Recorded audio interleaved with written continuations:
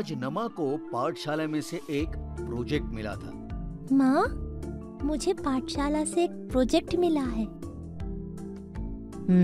तुम्हारा प्रोजेक्ट क्या है? माँ, मुझे मराठी की अध्यापिका ने ओवियां लिखने के लिए कहा है। माँ, अब तुम ही बताओ, ओवी का मतलब क्या है? ओवी का मतलब गीत। अच्छा, अब वो सब रहने दो, बची हुई पढ़ाई कर लो। नमा की माँ को ओवी के बारे में कुछ जानकारी नहीं थी, इसलिए वो नमा के सवाल को टाल रही थी। अंततः निराश होकर नमा अकेले ही बाग में बैठी थी। उसी समय वहां से फल बेचने वाली एक बूढ़ी औरत ओवियां गाते हुए नमा के घर के सामने से जा रही थी। वो गाना सुनकर नमा के मन में जिज्ञासा पैदा हुई। उसने उस बूढ़ी औरत को पूछा, माझा लोभ नाही देवा, तुझी करी नामी सेवा, नाही अंगी थोरपण, मिथ्या धरी से गुमान। आजी, आजी, अब कौन सा गाना गा रही थी? गाना नहीं बेटी, ये तो संत जनाबाई की ओवियां हैं। मुझे भी सुननी है ये ओवियां। अगर मेरे माता पिता कुछ मदद नहीं कर पाए तो क्या आप मेरी मदद कर पाओगी? और ये संत जनाबाई कौन? संत जनाबाई महाराष्ट्र की बहुत बड़ी संत थीं। उन्होंने विट्ठल के लिए 200 से ज्यादा ओवियां लिखी हैं। संत जनाबाई का जन्म महाराष्ट्र के गंगाखेड़ में हुआ था। उनके पिताजी दमा विट्ठल देव के बहुत बड़े उपासक थे। विट्ठल विट्ठल, पांडुरंग पांडुरंग।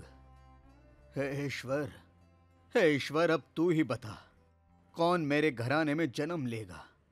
तेरे नाम की माला जपते हुए आधे से ज्यादा जीवन बीता। अब तो हमारी झोली में एक बच्चा दे दे। दमा आंखें बंद किए हुए विनती करता है। अचानक उसके कानों में विट्ठल की आवाज आने लगती है।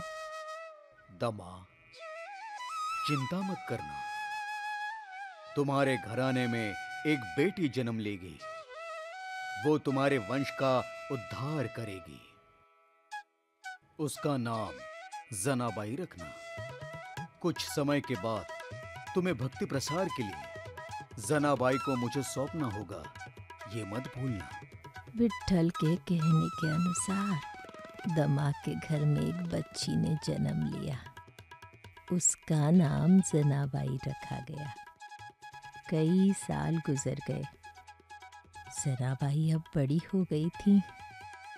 दमा हर साल पंढरपुर में अपनी पत्नी के साथ वारी में जाता था, पर इस समय जनाबाई भी उसके साथ आने की जिद पकड़े हुए थी।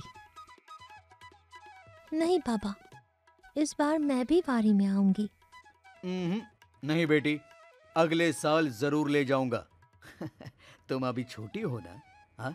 नहीं बाबा, पिछले साल भी आपने ऐसे ही झूठ कहा था, पर इस साल मैं आऊंगी ही।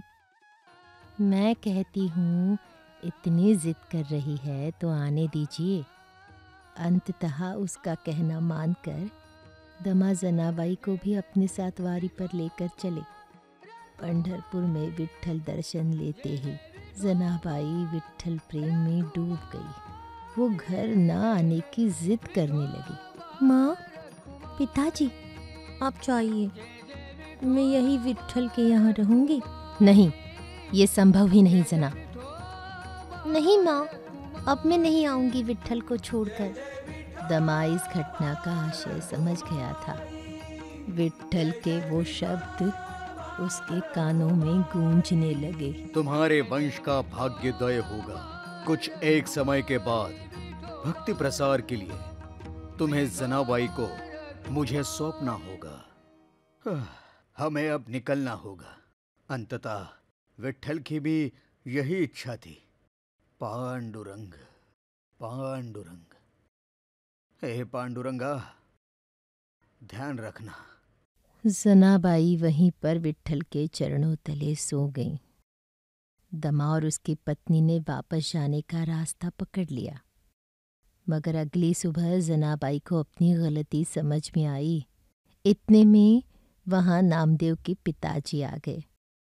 जनाबाई को अकेला देखकर उन्होंने सांत्वना से उन्हें अपने घर लाया, पर उनकी पत्नी जनाबाई को देखकर खुश नहीं थी। पहले से घर में खाने वाले 14 लोग हैं, अब इसके खाने की व्यवस्था का क्या करें? अरे, इतनी छोटी अनाथ बच्ची है, कितना खाएगी? और तुम्हारे काम में हाथ भी तो बटाएगी। क्यों रे जना, करेगी ना मदद? हाँ? जनाबाई की बातें सुनकर सब हंसने लगे। जनाबाई भक्तिभाव के वातावरण में रहने लगी। उनकी भक्ति के प्रति आस को देखकर स्वयं विट्ठल देव उन्हें काम में हाथ बटाने आते थे। फिर वो धान की चक्की चलाने का काम हो या उपले बनाने का। जनाबाई अब किशोरावस्था में पहुंच गई थी। आयु के अनुसार उनकी भक्ति भी बढ़ गई थी। अब वो विट्ठल की स्तुति में ओवियां गाने लगी थी। पांडवांचे घरी रात्रंदिवस मुरारी, तेच सखा नाम याचा, एके ठाई जेवायाचा, त्याच्या उच्छिष्टाचा ग्रास, जनी हात उचली त्यास।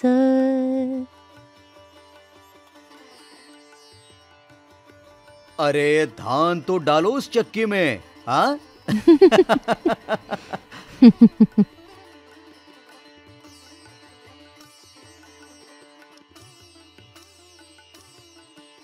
एक दिन ऐसे ही विट्ठल जनाबाई की ओवियां लिखकर थक गए थे।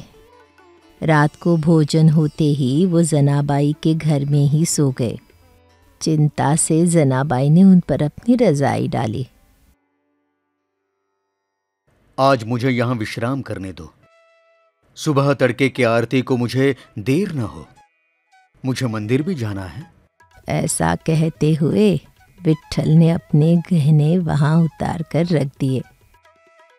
सुबह जब पुजारी मंदिर में पूजा करने आए तब उन्हें अपनी आंखों पर विश्वास न हो पाया। विट्ठल की मूर्ति पर गहने नहीं थे, पर जनाबाई की रजाई मूर्ति पर थी।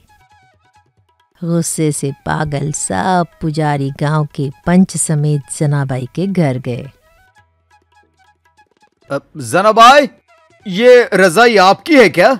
हाँ। मैं बताता हूं आप सभी ग्रामवासियों को, इसने ही चुराए हैं भगवान के गहने। इसे सजा मिलनी ही चाहिए। हाँ नहीं। पंच, अब आप ही इसका निर्णय ले लीजिए। हाँ, इतने बुरे व्यवहार को फांसी देने के सिवा दूसरा कोई विकल्प नहीं है। हाँ, फांसी होनी चाहिए। सभी ग्रामवासियों ने जनाबाई को खींचते हुए चंद्रभागा नदी के किनारे लाया। उसे फांसी देने के लिए उन्होंने रस्सी तैयार करके उसे नदी के पास के एक पेड़ पे अटका दिया। इतने में आकाश में अचानक बिजली चमकी। अचानक उस पेड़ ने विट्ठल का रूप धारण किया। स्वयं भगवान विट्ठल अपनी उपासक जनाबाई की सुरक्षा के लिए प्रकट हो गए थे। मैंने अपने मन से जनाबाई के घर में विश्राम किया था। इन गहनों को जनाबाई ने नहीं चुराया। जनाबाई, तुम्हारी भक्ति से मैं प्रसन्न हुआ हूं। जो चाहे वो मांग लो। हे ईश्वर, हमेशा तुम्हारे चरणों में मुझे जगह मिले, यही इच्छा है मेरी। हे विट्ठल। संत जनाबाई की लगभग 200 से ज्यादा ओवियां हैं। हाँ जी, आपके बहुत आभार। आपने जो इतनी मदद की है। मुझे अब ये भी मालूम हुआ कि भक्ति के मार्ग पर ईश्वर निश्चित रूप से साथ देता है।